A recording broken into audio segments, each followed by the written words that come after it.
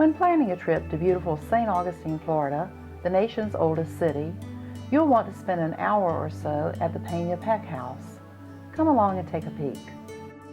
Let's step into the garden, once a working garden and now an ornamental one that's the scene of beautiful weddings, receptions, and luncheons. From this vantage point, you can see the Spanish influence of the lower level's coquina walls and arched loggia, built in 1750 for Royal Spanish Treasurer Juan Esteban de Peña and his wife, Maria. Dr. Peck added the second level in the late 1830s to accommodate his large family. Its New England style reflects the Peck's Connecticut roots. During St. Augustine's British period, Lieutenant Governor John Moultrie, one of the outstanding figures of East Florida who developed a large plantation south of St. Augustine, and Patrick Tonin, the last British governor south of Canada, resided in and conducted business for the Crown out of the Peña-Peck House.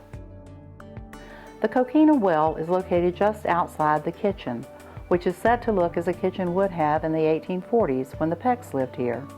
It showcases items from the Peck family, as well as original items of the period, and a replica kitchen table and dry sink and some of the hand implements. The room we now call the Visitor Orientation Center was used for many purposes during the house's 260-plus years, but today it is a place to reflect on illustrated panels that recount the building's storied past. It's also a repository for Peck family dishes and serving pieces, as well as artifacts discovered during archaeological digs on the property. Are you familiar with the term petticoat table? There are a couple of them in the dining room. On the tour, you'll learn how they were named and why portraits of the Peck's friends still hang in the dining room. You'll also hear about what happened to Miss Anna's pet parrot Polly upon Anna Burt's death in 1931. Upstairs, the rooms are virtually as Miss Anna left them.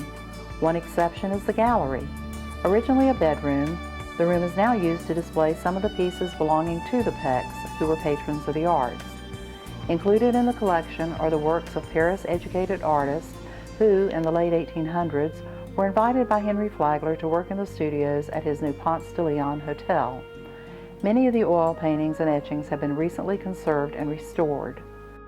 Miss Anna was the last living heir of the Peck family.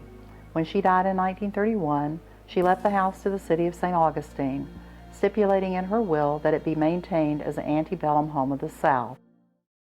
Miss Anna had been a member of the Exchange.